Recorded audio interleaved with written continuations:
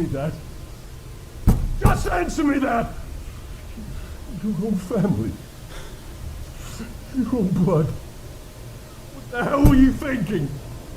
What in the hell crossed your mind? What the f*** is happening to you? You've ruined our family. What am I gonna do now? When I review horror games, I look at story, atmosphere, gameplay, all the usual stuff. But the most important question to me is it scary? The answer is subjective though, and because of that, I've come up with a scariness test that horror gamers can relate to. It's one simple question. Would you play it alone in the dark wearing headphones? I played MADiSON, a haunted house horror game that leans into the occult. It released in 2022, but since so many people have praised its scariness, I thought I needed to check it out. It didn't disappoint. Could I play it alone in the dark with headphones? Nope. I did play it with headphones in the dark, but not alone. I don't have those nerves. Aside from scariness, the game excels in other ways. We'll talk about it. I'm James with Horror 100. I review horror games only after getting 100% of the achievements. Also, I'll never accept a review copy or a sponsorship within the gaming industry. Stick around to the end in order to find out which chainsaw in my chainsaw rating system the game earns and which tier the game belongs in. Are you ready? Alright then, come with me.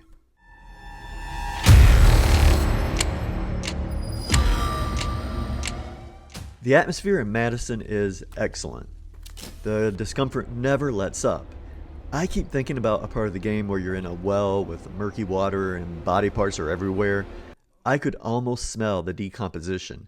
It was nauseating. What makes MADiSON stand out is how well it keeps up the tension. I played through this game several times to get all the achievements. Even on my final playthrough, the jump scares still got me once or twice.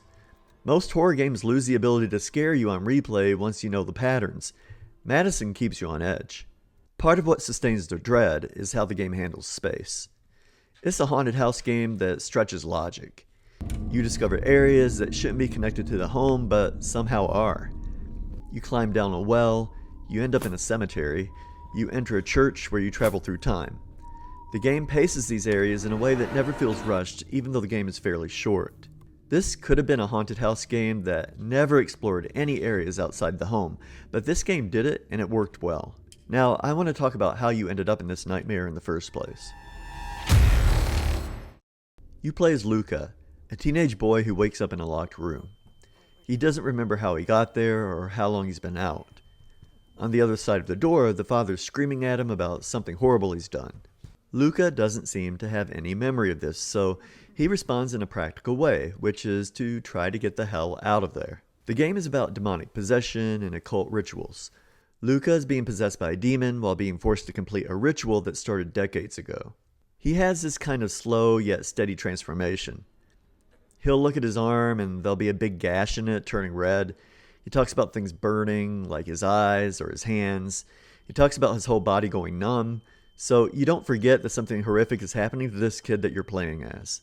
Mental illness is a theme that's explored, but it's not front and center. There's an argument scene between Luca's grandfather and grandmother where she's convinced that there's a demon destroying her eyesight, and he's really cruel to her about this.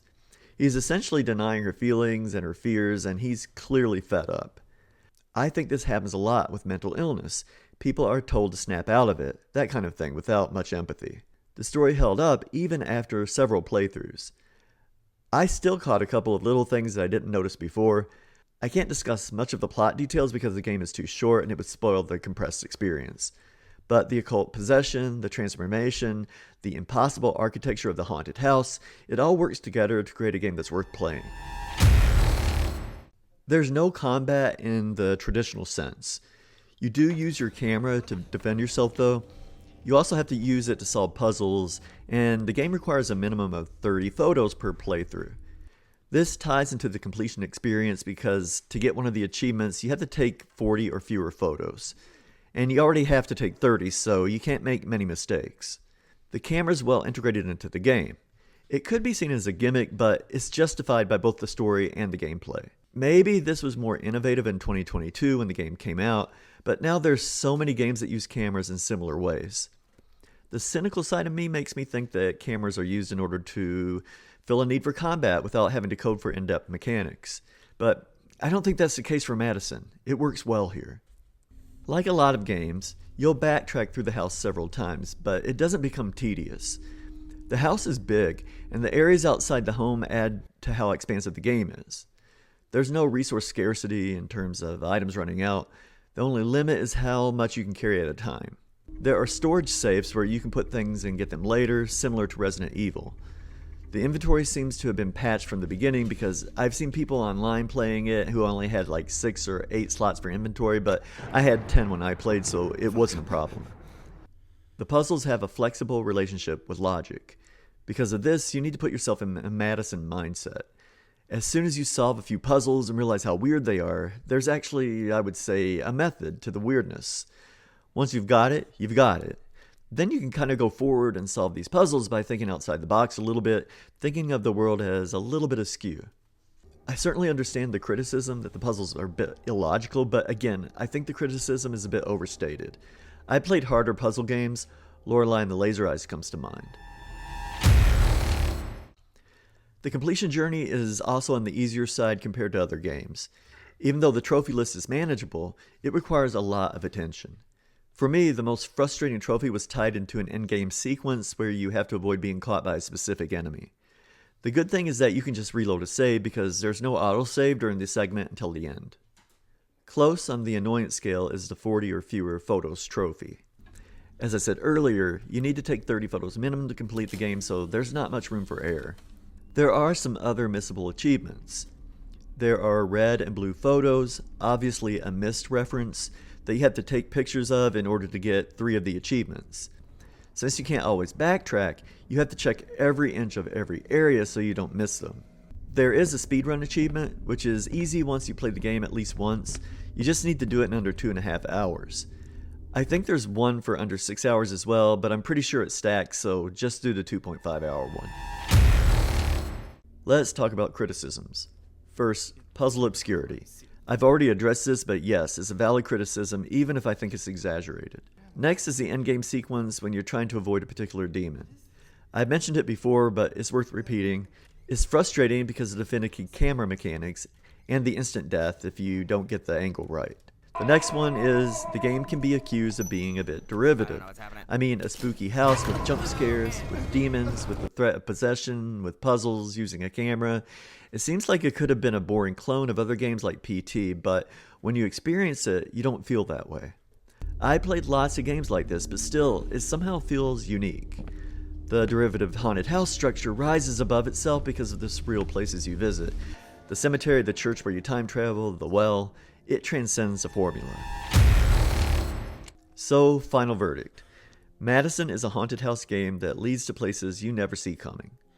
While most of the horror is in the house, there are surreal areas that connect to it in surprising ways.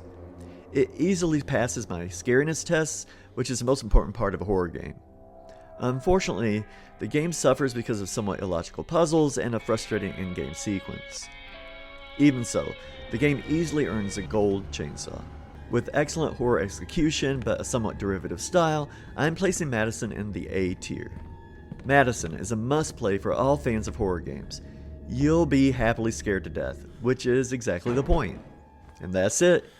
Write your scary thoughts in the comments, and please like and subscribe so I can stay motivated to review games after 100% of the achievements. Stay safe, check under your beds and inside your closets before you go to sleep, and I'll be back soon.